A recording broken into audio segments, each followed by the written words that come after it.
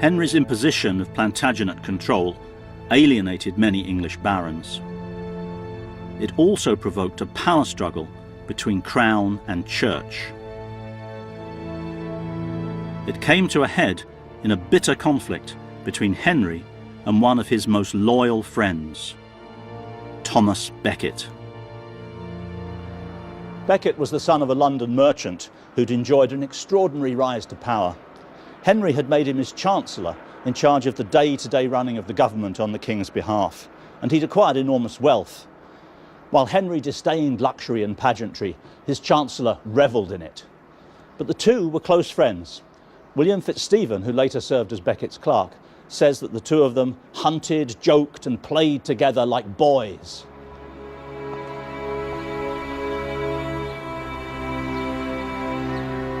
The unexpected reverse in the friendship came in 1162, following the death of the Archbishop of Canterbury. The king was convinced that Becket would make an ideal replacement, someone who would support him in curtailing the judicial powers of the church. Once Becket was in office, he immediately resigned as chancellor and devoted himself to the interests of the church. The two of them soon clashed over the proper limits of priestly power. Becket supported the church's view that the clergy should not be subject to King Henry's royal courts, but should be tried in special church courts, where the worst punishment, even for rape or murder, was expulsion from the clergy. Becket refused to compromise. In fear of the king's wrath, he spent 6 years exiled in France.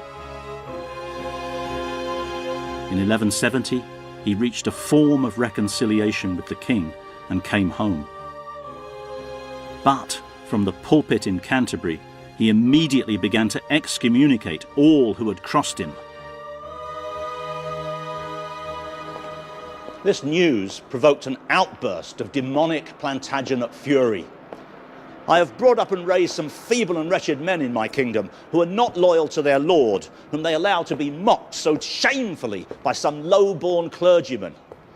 Legend has simplified King Henry's words into, "Who will rid me of this turbulent priest?"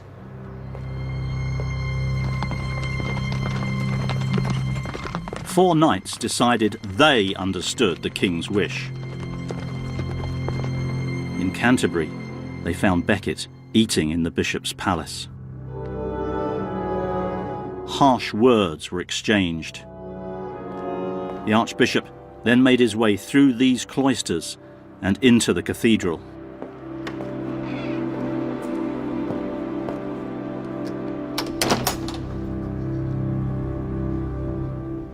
The four found Becket here in the north transept.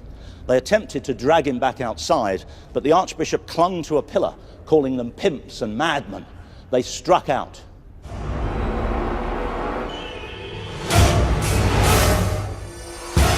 The first blows felled Becket.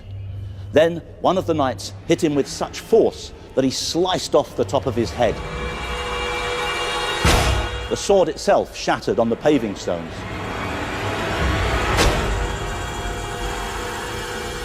The knights spread Becket's brains on the floor and ran off, one of them calling out, "This one won't rise again."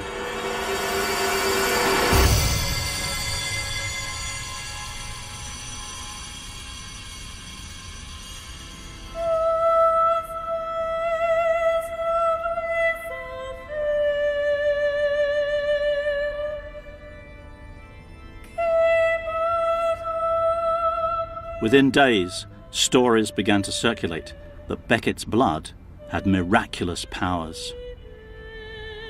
Soon people with fevers, tumours, swollen legs were being cured by a single drop. The Pope declared Becket a saint.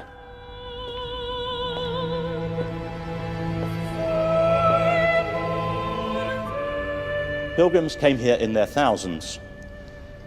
They purchased little badges or tokens like this one, and they would take these home and wear them on their clothes or on their hats. Or they might acquire flasks like this, containing a tiny drop of Becket's blood diluted in water, and they would wear them around their necks for protection, or even drink the water in the hope of a miraculous cure. These objects show that Becket was more successful in death than he had been in life.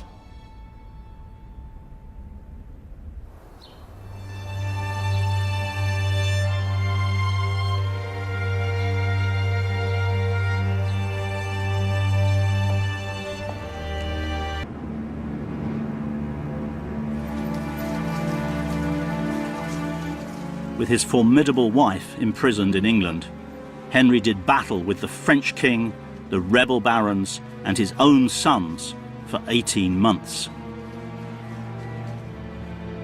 The rebels claimed that Thomas Becket, the new martyr, was on their side, and Henry sought to ward off the martyr's anger by a remarkable act of public atonement for the murder.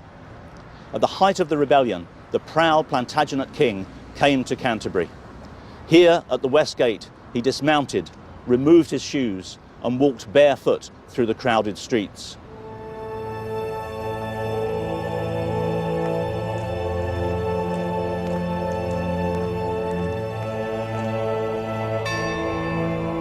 Henry made his way to the shrine of his murdered friend. He removed his cloak to reveal a hair shirt and submitted to being beaten bloody by the bishops and monks.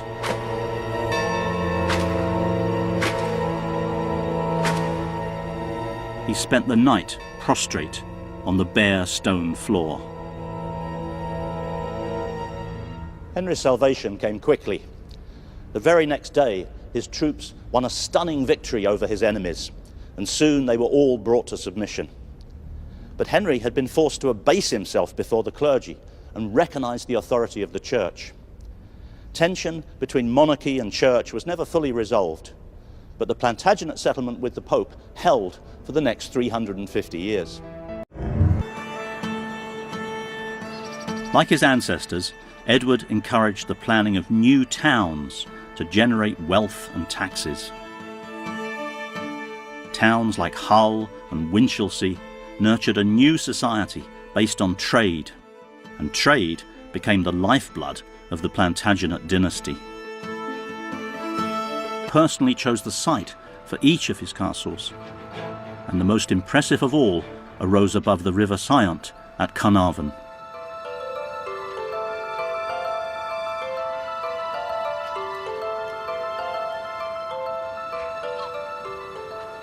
This twin-towered gatehouse, known as the King's Gate, was built according to the designs of King Edward himself.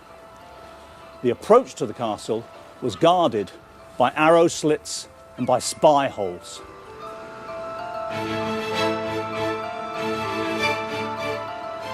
And once here, you would have been confronted with a drawbridge, 6 portcullises, and 5 sets of gates. This was Plantagenet military architecture at its most intimidating.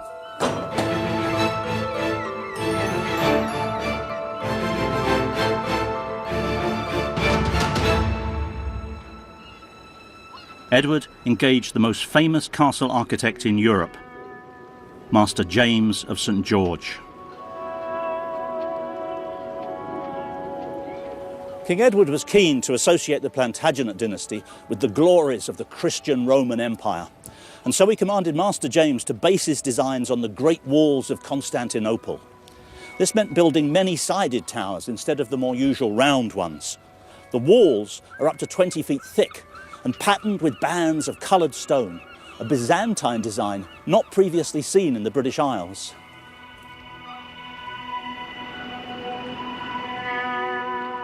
Carnarvon Castle was a bold statement of Plantagenet domination.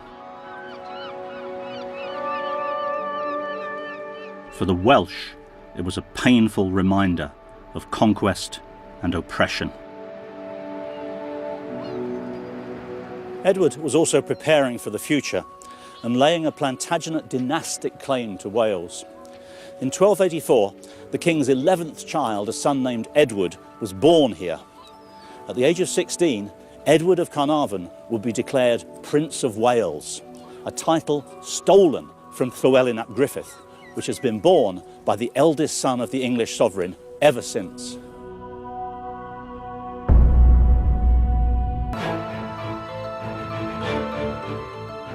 On the 1st of February 1327, his son, Prince Edward, was crowned. He was 14 years old. His mother Isabella was appointed regent.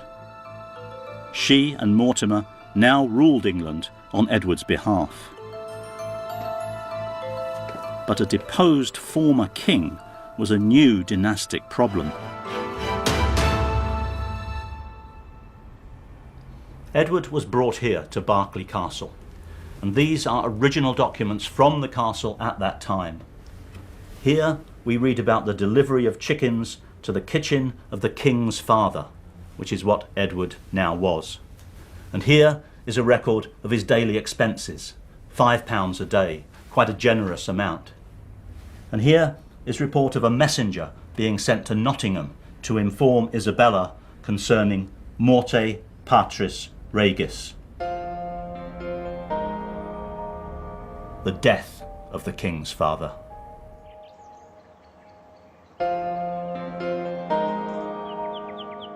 The death of Edward II solved Isabella and Mortimer's problems. But there were already questions about how Edward died. And killing a king was an offence against God and the natural order. The most plausible cause of death to be suggested was suffocation, but other more lurid accounts soon circulated. Within 30 years, Geoffrey the Baker and other chroniclers were writing that Edward had had a red-hot poker inserted into his anus. It's no surprise which version has caught the public imagination.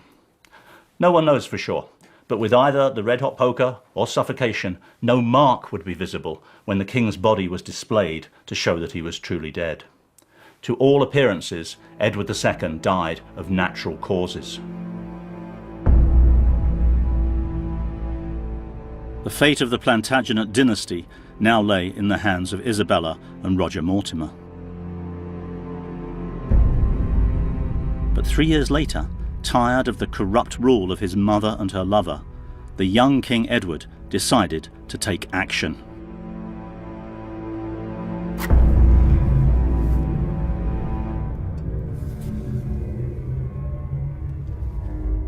One night in October 1330, 24 supporters of the young king crept through a secret tunnel. Above, in Nottingham Castle, slept Isabella and Roger Mortimer. The leader of the conspirators warned the young king, "It is better to eat the dog than to be eaten by the dog." But Mortimer hadn't got to rule England without a killer's instincts. The king's supporters knew that if their plans failed, they would be hanged as traitors.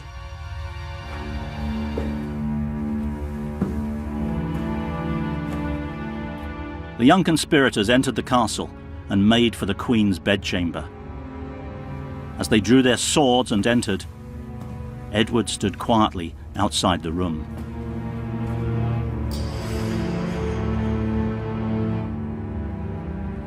Suspecting her son's presence, Isabella called out, good son, have mercy on noble Mortimer." But there was to be no mercy. Mortimer was taken to the Tower of London, and within a few weeks he was hanged like an ordinary criminal. And out of the shadow of his mother and her lover stepped the new Plantagenet king. In the name of the king, to pay for the Plantagenets' war against the French monarchy. It was a poll tax imposed on every man and woman over the age of 14, regardless of income.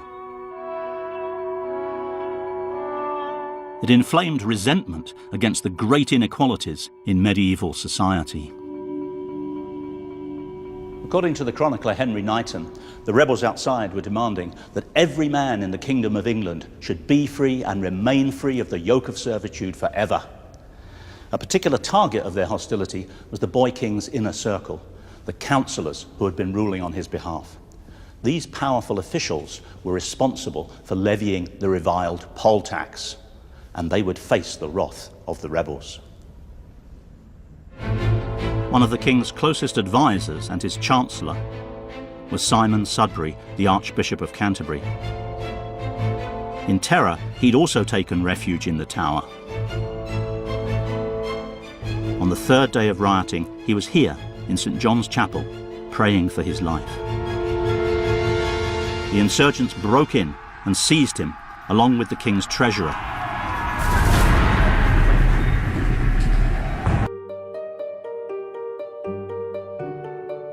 In the Middle Ages, it was believed that kingship was ordained by God. And Richard had complete faith in his divine right to rule. He tried to demonstrate his elevated status, not through war, like many of his Plantagenet predecessors, but through royal displays of ritual and ceremony, architecture and art. This altarpiece reveals how he saw his place in the world and his relationship with God. This is the Wilton diptych, one of the most beautiful paintings ever produced in medieval England. It was commissioned by Richard II in the 1390s, although it shows him as a much more youthful figure, perhaps at the time of the meeting with the rebels in Smithfield. Behind him stand his patron saints, John the Baptist, Edward the Confessor, and Edmund, King and Martyr. The last two, like Richard himself, English kings. Opposite them stands the Virgin Mary holding the Christ child, surrounded by angels. Every angel wears a badge of the white hart, Richard's own symbol. Christ is blessing this banner, which has at the top a Red Cross flag and a tiny orb. Analysis under a microscope has revealed that within that orb is a painting of a green island with a white tower set in a silver sea. England. Richard is receiving his kingdom from Christ himself.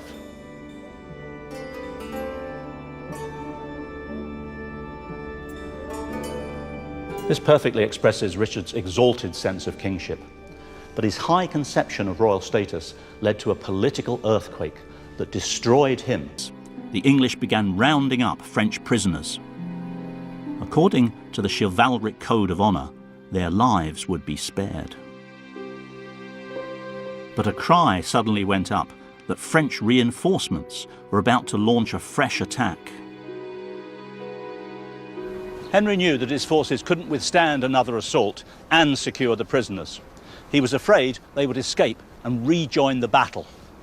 With deliberate ruthlessness, he ordered the prisoners to be killed. But the second assault never came. Seeing so many of their men killed, the French fled the battlefield. The prisoners had been needlessly slaughtered. Henry's desire to win had led him to break the revered conventions of chivalry. Victory had come before honour. She lost her best beloved in that battle. 28,000 men were reported dead.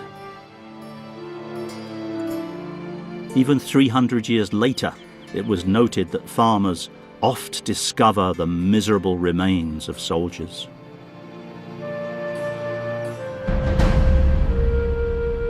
In 1996, workmen digging foundations came across a medieval mass grave. 40 skeletons were identified. Men and boys between the ages of 15 and 50. The butchered victims of Towton. The evidence of these skulls shows that these men died from savage blows to the head. Here, a sweeping cut across the forehead. And here, a crashing blow on the side of the head. This one has the characteristic square wound inflicted by a war hammer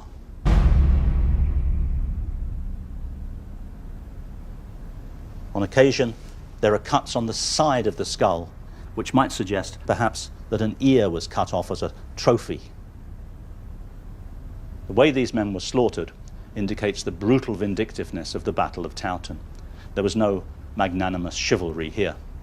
Many of the men fighting in the battle were out to avenge their fathers or their brothers or their sons or their friends. This was family politics on a national scale. The Plantagenets